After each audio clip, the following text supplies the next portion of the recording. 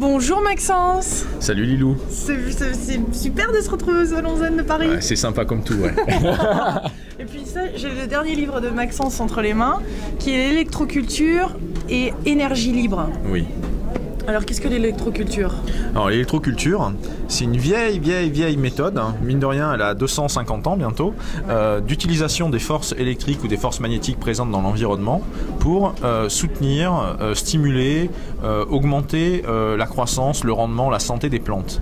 C'est-à-dire qu'en fait c'est comme un engrais, mais un électro-engrais en quelque sorte, hein. On prend des charges électriques présentes dans l'air, on prend les forces magnétiques présentes dans le sol, et on canalise ça avec des tiges métalliques, avec des fils métalliques qu'on met au-dessus du sol, ou alors dans le sol, ou alors on plante simplement des aimants à certains endroits près des plantes, et les plantes, ces systèmes métalliques ou aimants fabriquent de l'énergie en plus, et cette énergie en plus modifie par exemple l'électrochimie présente dans le sol et accélère tout un tas de réactions chimiques ou de réactions d'enzymes, enfin de petites choses qui sont liées à la vie des plantes ou à la vie des micro-organismes dans le sol, et les plantes elles poussent plus vite et elles poussent mieux, quoi. Qui a découvert ça? Alors le premier c'est un Français. C'est un Français, c'était en 1750 à peu près, 1760. Il a sorti un bouquin en 1783, c'est l'abbé Bertholon, de l'électricité des végétaux. C'est le tout premier ouvrage qui traite de l'électroculture en tant que telle. C'est-à-dire qu'il y a des observations qu'il consigne à l'intérieur, y compris d'autres chercheurs un peu intuitifs comme ça qui sont dans d'autres pays. Et on est aussi à l'époque des Lumières, on est à l'époque où on découvre l'électricité. Donc il y a certains chercheurs de l'époque, des savants de l'époque qui eux se sont dit tiens, comment ça marche avec les plantes. Et c'est comme ça que ce qu'on faisait avec des grenouilles avec Volta ou Galvani, avec le fameux courant galvanique, eh bien à la même époque des chercheurs se sont dit les plantes ce sont des organismes vivants, il y a de l'eau à l'intérieur, et on peut sans doute utiliser les charges électriques qu'on fabrique avec des machines électrostatiques pour injecter ça aux plantes et les faire pousser plus vite. Et en fonction de la quantité d'énergie électrique, en fonction de la fréquence, en fonction des charges, en fonction du flux, il y a plein de paramètres différents, en fonction des plantes bien sûr, parce que chaque plante va réagir différemment, et bien ça pousse plus ou moins bien, qu'on peut avoir des belles salades, des belles tomates, des grosses pommes de terre. À ce sujet?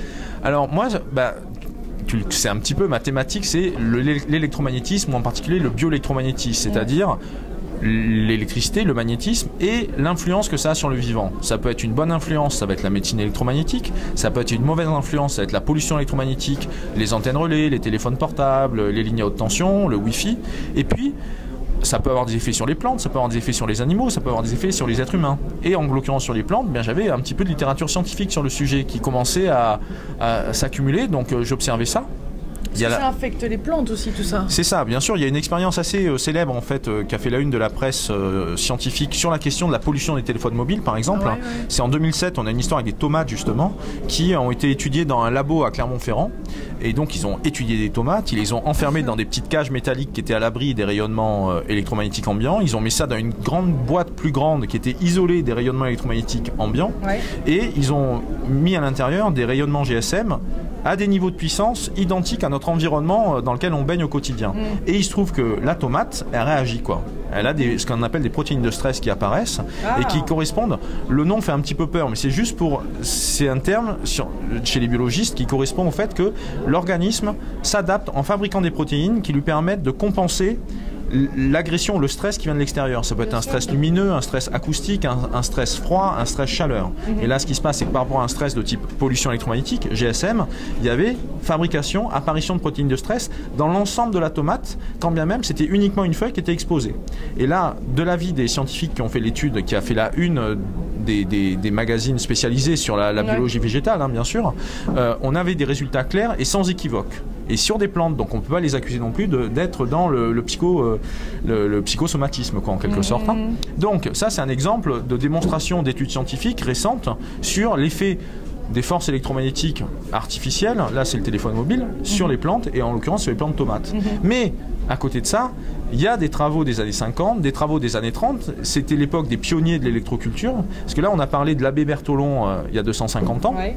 Et puis après, donc on est dans les années 1783, après on passe dans les années 1800, 1830, 1850, 1870, et ça continue en fait, continue à y avoir des chercheurs qui étudient précisément ce qui se passe dans les plantes, les micro-organismes par rapport à l'électricité, et dans les années 1900, on a un bouquin qui sort d'un Finlandais qui, lui, donc ça sort en anglais et en fait ça crée un très très gros buzz dans l'ensemble de la communauté scientifique européenne.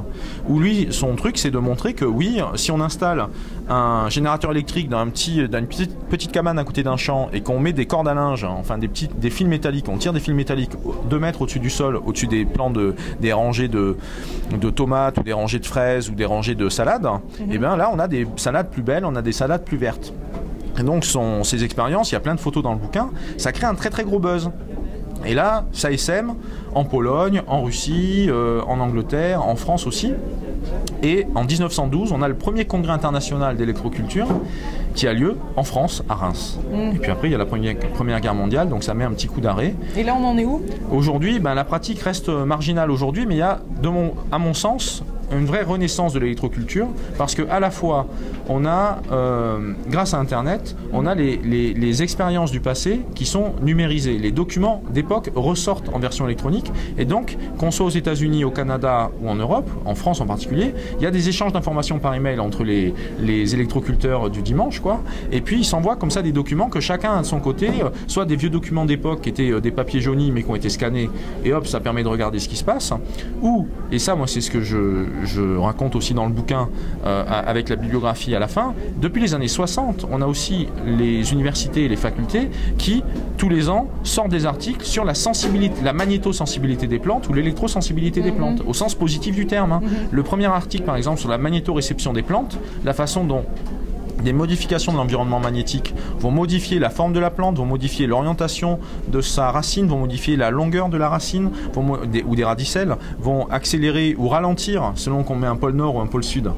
Ça va inhiber ou stimuler la croissance de la plante. Ça, c'est des travaux qui datent des années 60-63. C'est aux États-Unis, par exemple, que c'est fait. Il y en a d'autres un petit peu au Japon. Et après, dans les années 70, on a d'autres travaux qui s'intéressent aux ions négatifs. Quel effet ça fait sur les plantes si on met un peu plus d'ions positifs ou un peu plus d'ions négatifs, c'est-à-dire avec l'électricité atmosphérique en quelque sorte. Donc ça, c'est documenté dans les années 70, début des années 80. Et puis, tous les ans, donc, il y a d'autres chercheurs qui rajoutent des articles sur le sujet, donc ce qu'on appelle vraiment la littérature scientifique. Et ce qui est très intéressant avec les années 90, c'est que là, on est avec des travaux, des études. Je fais long, hein, c'est ça. Hein. Non, c'est bien. Ça va. Non, c'est très intéressant. Donc, avec les années 90, on a... on a le micro qui chue, là, parce qu'on a un petit problème de pince, donc il faut le tenir, vous voyez, avec le doigt, comme ça, avec le petit doigt, là. Mais donc, avec les années 90, ce qui est super intéressant, c'est qu'on a des articles qui commencent à rentrer dans l'intime de la plante, dans l'infiniment petit, donc dans les protéines, donc dans ce qui se passe dans la biologie moléculaire végétale. Et à force électrique identique ou à force magnétique équivalente par rapport aux expériences des années 70, hein, j'entends, on va pouvoir identifier plus dans le détail quelle protéine réagit, quelle protéine va être magnétosensible ou quelle protéine va être électrosensible. Et donc comme ça, c'est ça qu'ils sont en train de travailler aujourd'hui, les 4-5 chercheurs ou 4-5 labos qui bossent là-dessus à travers le monde. Et il y a notamment une équipe par exemple en Espagne qui tous les ans depuis les années 2000 étudie la sensibilité de l'avoine, la sensibilité du riz, la sensibilité du blé, toujours au même... Ils n'ont pas la même sensibilité. Et non, elles n'ont pas la même sensibilité. Ils sont en train de faire progressivement comme ça un petit catalogue des plantes les plus magnétosensibles ou les moins magnétosensibles. Et d'après tes recherches, quelles sont les plus sensibles ? Moi, ce que je conseille quand j'en parle dans des conférences ou en situation publique, c'est que pour les jardiniers du dimanche, tomates, salades, pommes de terre, c'est vraiment des plantes qui sont super simples à faire pousser, y compris avec des techniques d'électroculture. Et les techniques sont les mêmes pour toutes les plantes ?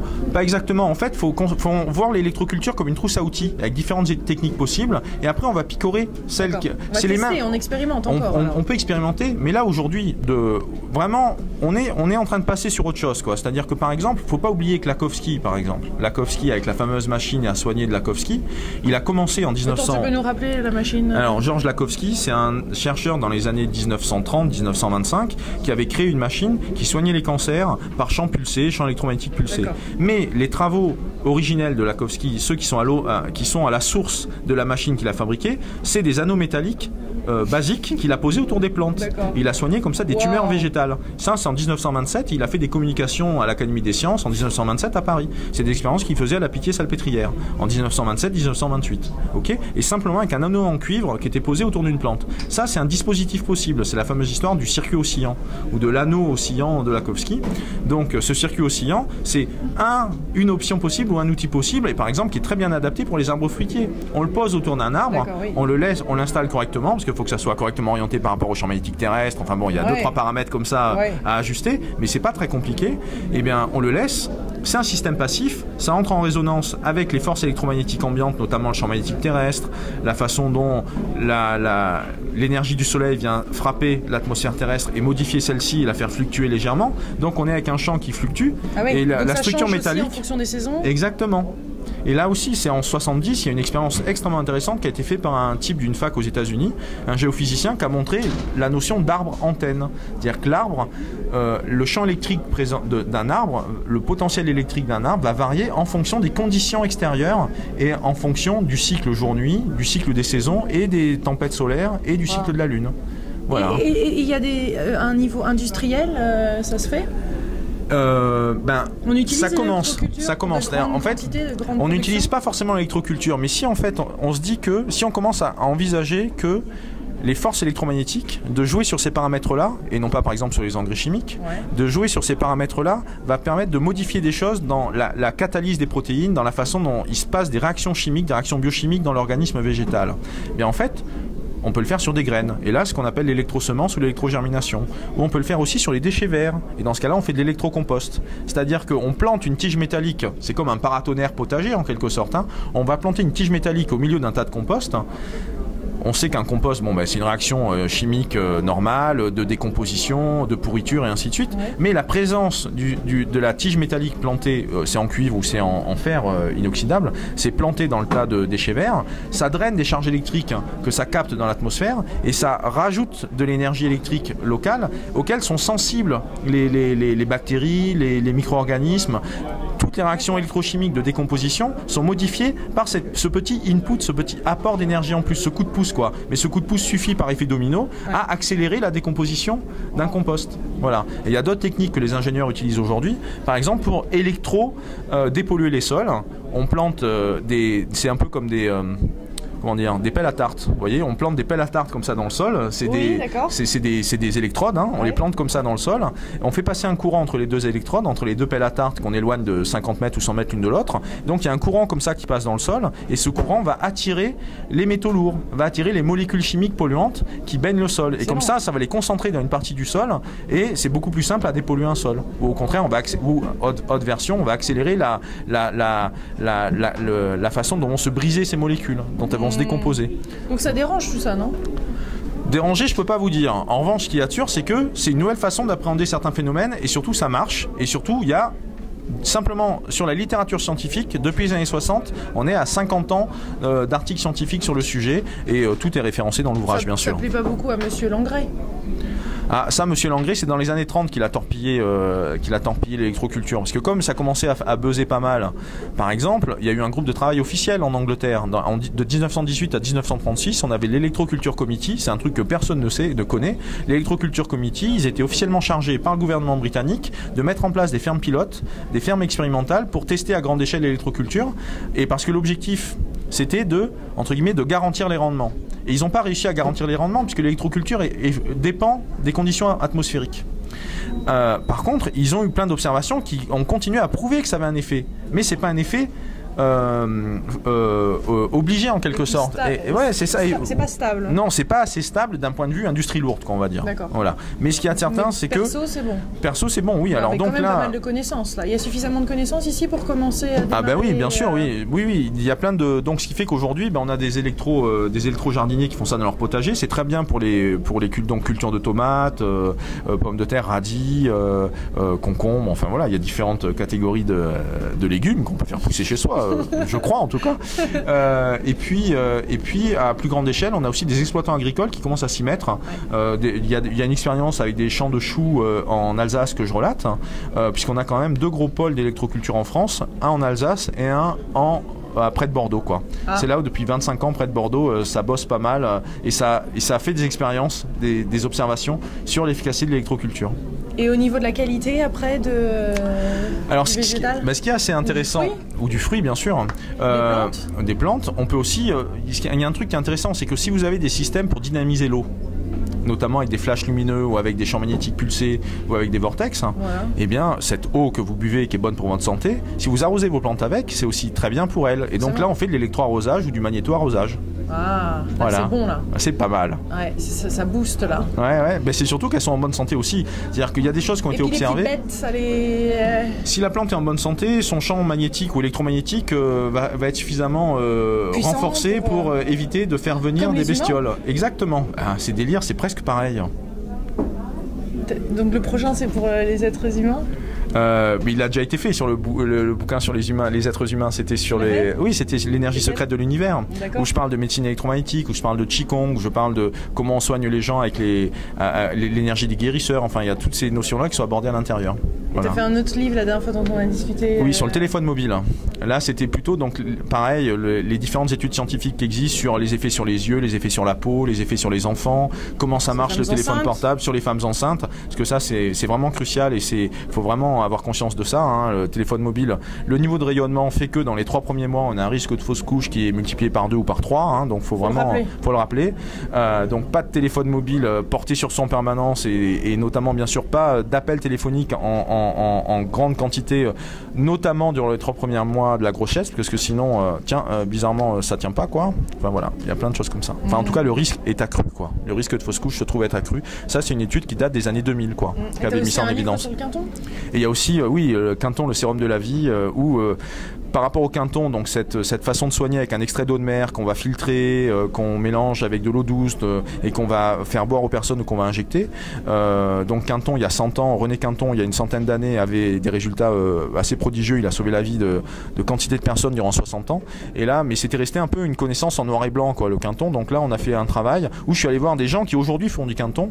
Et donc on est avec le Quinton hier et aujourd'hui, quoi, dans cet ouvrage, avec notamment le témoignage de thérapeutes. Et bizarrement, tous les thérapeutes que j'ai rencontrés sont tous des médecins. C'est pas des thérapeutes alternatifs, tous sont médecins. On a un chirurgien dentiste, on a un médecin généraliste, on a une biochimiste spécialiste dans le sang et qui est formatrice dans la fac. En fac de pharmacie en Suisse sur les propriétés hématologiques du sang, etc., utilise le Quinton et raconte comment il utilise le Quinton contre les hernies discales ou pour nettoyer les canaux racinaires dans les dents. Enfin voilà, il y a plein de nouveaux usages du Quinton qui n'étaient pas documentés dans les documents de l'époque. Et là, tu travailles sur quoi? Là, peut-être que... Là, je suis en train de... C'est confidential, ouais. Disons que là, j'ai refait mon sac à dos et je commence à vadrouiller un peu partout dans le monde, là, maintenant, là. Voilà. On peut te retrouver aux États-Unis alors? Peut-être, ouais, mais il y a d'autres endroits dans le monde où il se passe des trucs intéressants, quoi. Ah, sur d'autres continents. Sur les 5 continents, il s'en passe un peu partout. Europe. Mais t'es à la recherche de quoi? Ah ben moi, mon truc, c'est les technologies et l'intérêt des technologies. Moi, c'est les technologies, mais les technologies qui sont utiles et bonnes pour la planète. Voilà, donc ça peut être l'électromagnétisme avec la médecine électromagnétique. Ça peut être les systèmes d'électroculture qui sont des systèmes très simples et très basiques, mais qui permettent d'avoir un petit effet qui va dans le bon sens pour le développement des plantes. Voilà, ça c'est un zoom en fait. C'est un zoom, bon zoom. Merci Maxence. Merci Lilou.